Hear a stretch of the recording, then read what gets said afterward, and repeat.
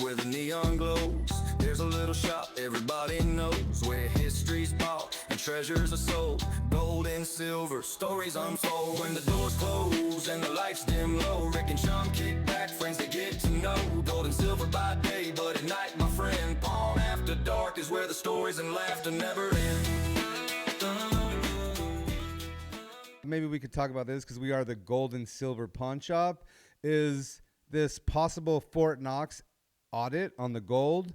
What do you think about that? How long, can you give me a little history about how long we've kept gold in Fort Knox and why we've kept it in Fort Knox? Well, but you got to go back to like okay, forever. Okay. Money is gold and silver. Okay. By forever, you mean thousands and thousands of thousands of years. Okay. I mean, you got the showcase out there. We literally have gold coins from Alexander the Great, 400 BC. And what do you think a gold coin in that era cost? Ounce of gold in that era. I mean, I have, like, in the showcase right now, I have a Alexander the Great gold drachma. And it's, I think it's a drachma.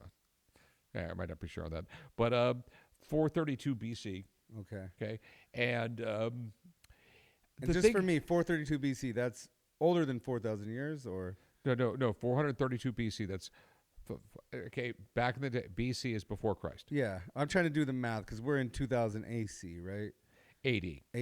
Okay, but, you know, I'll go off on a little crazy side note, but now all the books have, like, they don't say AD anymore. They say CE and BCE, because that's the new politically correct thing, which is insane to change the language, because now, you see, BC, it's just crazy. They're trying to change it. How old is that, though, 432 BC? How old that would be, we're at 2025 now, so that'd be 1357, 2,457 years old. Okay, it's pretty old.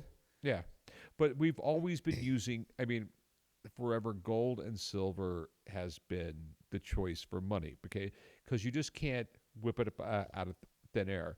Forever, you know, people have tried to use paper currency. Genghis Khan tried to use paper currency, and it actually worked for a while until someone starts, you know, but the paper currency, like this amount of silver is in Genghis Khan's vault, you know, and it's exchangeable. You go to the vault, you can exchange it for silver, but it's it was much easier to carry around a piece of paper than 50 pounds of silver. But as like with all governments, eventually, and that's and then they ended up, so we originally started with our dollar backed against gold and silver, or was it just backed against gold? How did that work, and why did that stop? I mean, you're getting a really, let me finish up with the Genghis Khan, we'll go forward, because it's a really complicated story. You sort of need to know all of it. So, but governments, you know, like the temptation to print more money, if you could just print it. Yeah. Okay, because like basically the officials at the vault, like during China, Genghis Khan, going like, well, people aren't going to cash out all this silver, so we'll just print some more certificates, because like, you know, they're not going to come with all the certificates at one time and cash out all the gold and silver. But then eventually they print more and more and more, and then they go to try to cash it out, and it's not there. And you know, in the United States, even in the United States, like the French tried in the 1700s, the French tried to do paper currency. It was a complete mess, massive inflation. The paper became worthless. During the Revolutionary War, there was continental currency. It was issued by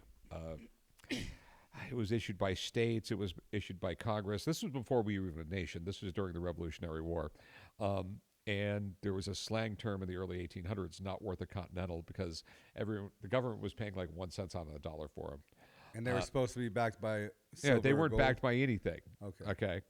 And so when we become a country, you know, we basically say, like, you know, we're going to have gold. And it's in our Constitution that the states individually, you know, like Nevada, California, Texas, it says in our Constitution that they can make money, but if they make money, it has to be made out of gold or silver. Okay.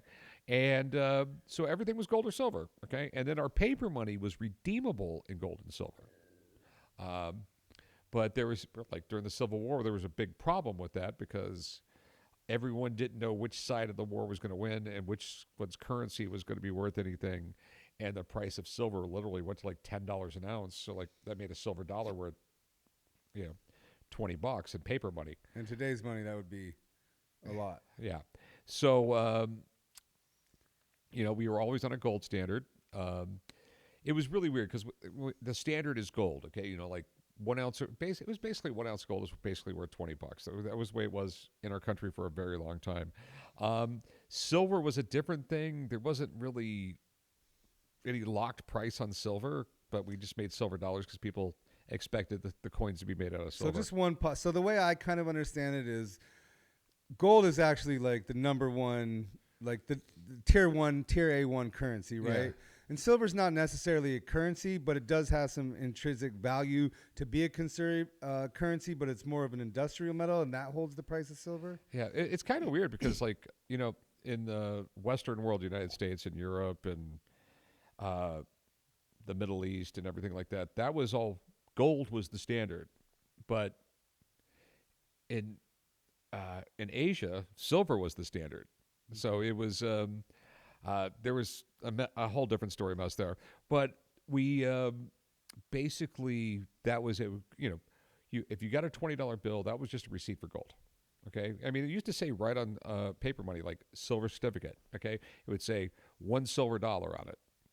That's what it would say on a paper $1 bill, and you could literally go to a bank and cash that in and get your silver dollar back. Even when the Federal Reserve came along, it would say you could go to a Federal Reserve bank and cash it in for silver, and there was gold notes you could cash them in for gold. But then the Great Depression came along, and Franklin Roosevelt had some really weird economic theories. And it's my opinion why the Great Depression went on so long. Okay. He thought that inflation would be a really good thing. Okay. And inflation's never a good thing. No. Even I know that. Yeah. But he thought if there was a lot of inflation, the price of crops would go up a lot more, and then like farmers could pay off their loans to the bank on their mortgages easier because you'd still owe the same amount of money, but they would be making a lot more money. All goods would cost more money, but the loans would still be the same. So he came up with the Gold Confiscation Act, which was, like, some people consider it the greatest theft in world history. And basically what it said is no one's allowed to own more than 5 ounces. Basically what it said was no one's allowed to own more than 5 ounces of gold. And would this count as jewelry as well? Some jewelry you could have, but if you had a giant gaudy, like giant Cuban link chain like we have today, they would have considered that's not jewelry. You're just trying to get around the law. Okay. And they confiscated things like that from people. So you had to go cash in all your gold at $20 an ounce. And this was a federally mandated law. Federal law. You could actually go to prison for owning more than 5 ounces for and hoarding gold. They gave you a grace period to do this. Yeah, they gave you a certain period of time. Gave you a few months. It was only a few months actually, and you had to trade in all your gold coins and stuff because the Met still made gold coins, and people went to the store and bought stuff with gold coins and stuff. And so a gold coin was worth $20 at the time? Yeah, you have $20 gold pieces. Yeah, okay. $20 gold. They had $1 gold pieces, $2.50 gold pieces, all the way up to $20. And that's why an ounce of gold says on it $20, even though it's valued at over $3,000 today. Well, that's a different story. That's modern gold coins that the Mint makes, but we're going back in history here. Okay. So, but like I said, he thought that inflation would help solve the Great Depression, which just meant it kept on going. So everybody's got to cash in their gold coins for paper money. And so you take your $20. That wasn't taken well, right? Where people. Oh no, there was a lot of gold hoarded. People were really, really pissed off on it. There was companies used to issue bonds that were payable in gold, and they're like, "What's going to happen here?" And then I think it was everyone turned in their gold. I think it was July 1933 or something like that. They had to turn in all their gold. I could be off for a year maybe.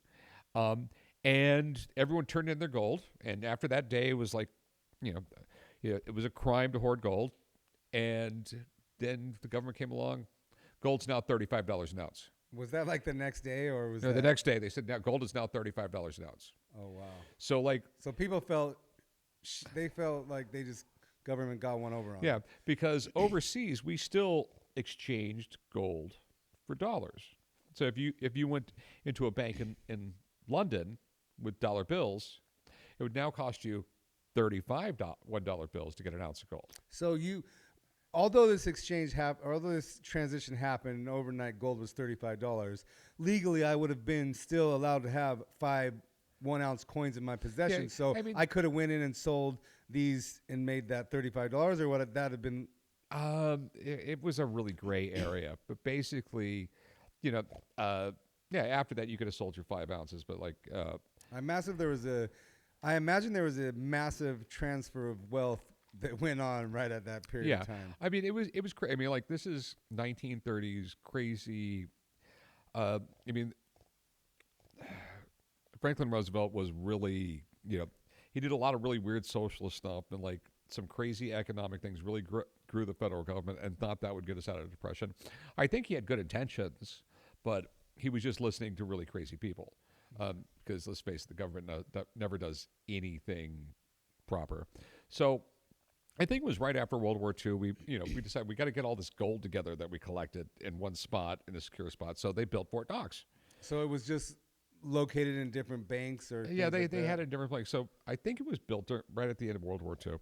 I could be wrong on the dates, but they built at military base Fort Knox. Okay, everyone just when you say Fort Knox, everyone just thinks that's where the gold's at. Now was But Fort Knox a base before, and then they added this? no, to it was a military base already, and they built this massive vaults, supposedly with landmines. There's so many rumors, and they don't talk a lot about it. Machine gun posts, like giant concrete steel walls, everything, and that's where all the gold was put. But in the 1970s, there started to be like rumors like the gold's not there, and people were like, "Oh my God!" So the government comes along and says, like people, we want to see the gold. We want to see the gold. So there's all these different vaults full of gold. They opened up one vault. Okay, and it was really weird because this was a vault with melted down coin gold. Okay, it's called coin gold or whatever, and it was stacked against the walls, really, really weird. I mean, like literally all the way to the ceiling, stacked on top of each other. So you couldn't even pull a bar out, or the whole thing would fall down. And they brought them in, let them look, and then closed the door. But what about the other ones? No, we're just going to let you see the one. And so at this point, were we holding gold for other countries as well? Okay, that's different. That's the Federal Reserve. Okay. This is actually the gold that is owned by the U.S. government. Now, So the gold. So only at Fort Knox is the gold held by the U.S. government. at Fort Knox, that is owned by the U.S. government. Okay. So 1972, they open up one vault, but it's kind of weird. Okay, people know about gold. Like this is odd the way it's stacked and everything like this, but why can't we see the rest of the gold? Because last time it was audited was in the 1950s. I mean, someone's gone in there and like done an audit, like, yep, it's all here, everything's good. Closed it back up. A few years ago, they opened a vault for some congressmen to go look around. But like these guys are not experts. They don't know about gold. They couldn't tell if they're real bars or not. And there's never been a real audit, someone going in there, testing everything, weighing everything. Is it all here since the 1950s? So How much is supposed to be in there? right around, I think it's close to 9,000 tons or something like that. And I might be getting ahead of myself, so we might want to ease into this, but how would one go about auditing that much gold? It's pretty simple. You would go, I mean, the procedure would be you would get someone who was familiar with gold, and there's a lot of people in our business that know that. Like you. You would literally, you'd walk into a room, you'd count the bars, and then you would randomly select some of them, okay? And the great thing now is there's x-ray machines and stuff like that. You literally x-ray it, make sure it's the metal content is correct. There's kind of like how Bob Dodge comes in with his little that does machine. the surface. You need a little bit more complicated than that, but just like certify, out of 10,000 bars, you pick out 50 of them, randomly test them, okay? Because to test them all would take forever, okay? And say, okay, this is good. We got the bars, we got the weights right, randomly test bars, make sure the weights are right, and that's how you would do it. But I mean, they've been adamant about it people have been saying we need to audit Fort Knox since the 1960s, and it hasn't been done. And like my theory, okay, if they're that dead set against us, not auditing it, I think there's a problem.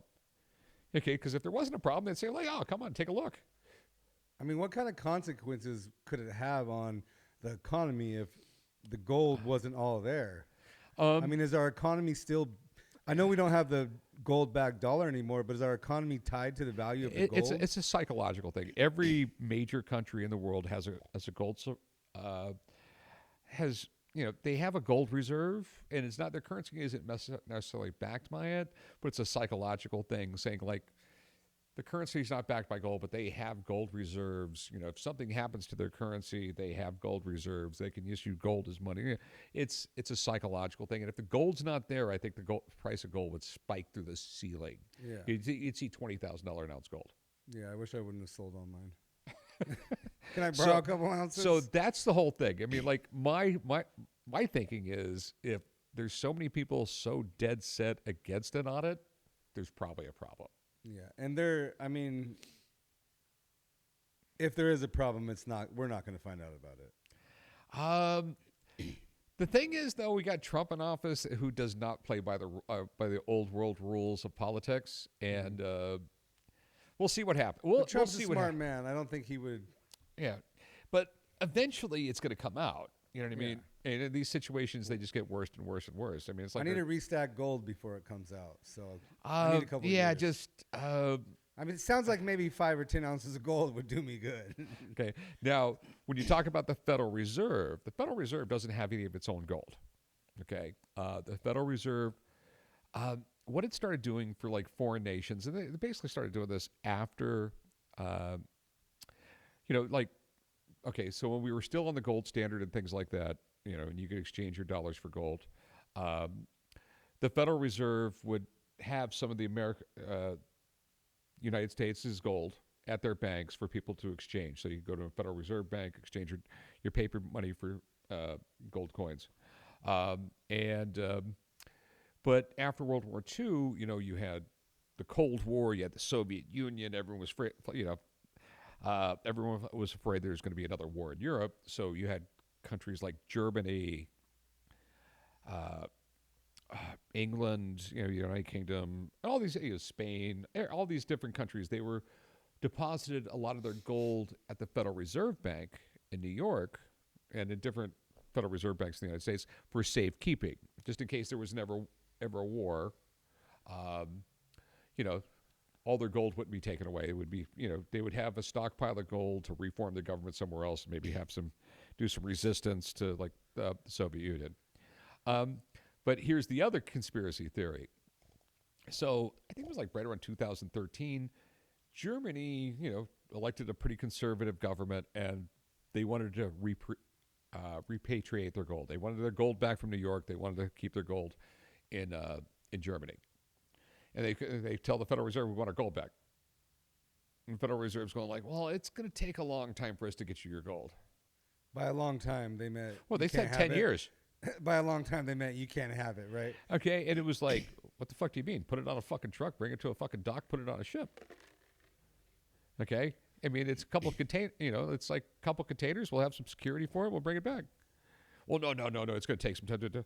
And, and so like within a few months, they said, well, we'll send over a few tons. Okay, and there's a term called fungible. Have you ever heard of this? Yes, but explain it to me just in case I'm not understanding it right. So, like paper money is fungible.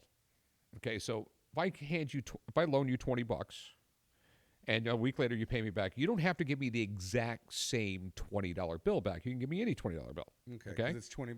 Okay.